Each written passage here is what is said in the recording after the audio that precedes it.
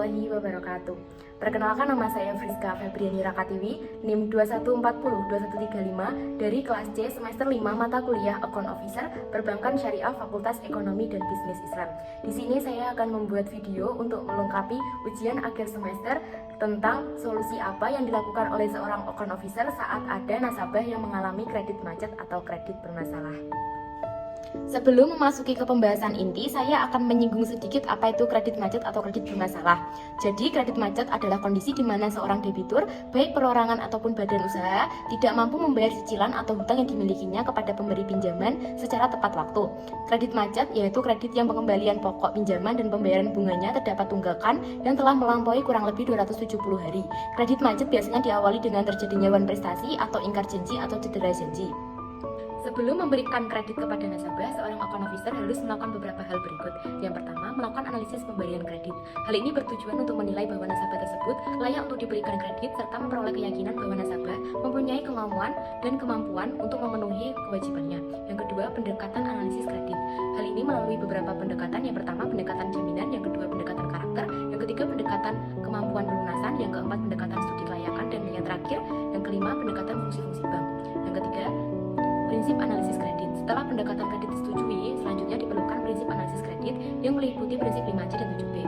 Hal ini termasuk prinsip 5C yaitu karakter, capacity, capital, collateral, dan yang terakhir condition of economy. Sedangkan untuk prinsip 7B yaitu personality, purpose, party, prospect, payment, profitability, dan protection. Adapun beberapa alur atau tahapan bagi seorang account officer saat menyelesaikan nasabah yang memiliki masalah kredit macet atau kredit bermasalah. Yang pertama, account officer mengusulkan kredit yang berpotensi untuk bisa diselamatkan. Yang kedua, account officer menghubungi nasabah yang mengalami kredit macet atau kredit bermasalah. Yang ketiga, bagian kredit beserta account officer melakukan survei ulang terhadap permohonan debitur. Yang keempat, account officer melakukan menganalisis ulang serta mengusulkan penyelamatan kredit yang cocok untuk permasalahan yang dihadapi oleh debitur dan harus menerapkan prinsip 5C yang meliputi karakter, capacity, capital, collateral, dan condition of economy. Yang kelima, account officer mengusulkan penyelamatan kredit kepada kepala bagian kredit dan kemudian kepala bagian kredit mempertimbangkan kembali usulan yang sudah dibuat oleh account officer. Yang keenam, kepala bagian kredit mengusulkan kepada direksi. Yang ketujuh, direksi memutuskan permohonan penyelamatan kredit berdasarkan usulan yang diberikan oleh kepala bagian kredit. Dan yang kedelapan, realisasi kredit. Hal ini, kredit yang sudah diputus oleh direksi direalisasikan kepada debitur dan pembayaran kredit tetap dimonitoring oleh petugas kredit. Ada beberapa cara lain yang bisa ditempuh saat menyelamatkan kredit macet. Yang pertama, rescheduling atau penjadwalan kembali.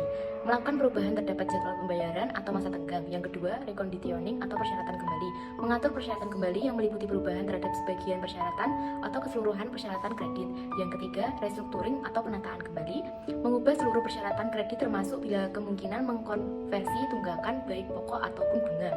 Yang keempat, melakukan jaminan yaitu eksekusi jaminan yang merupakan penyitaan barang jaminan yang ada sesuai dengan jumlah kredit yang diterima.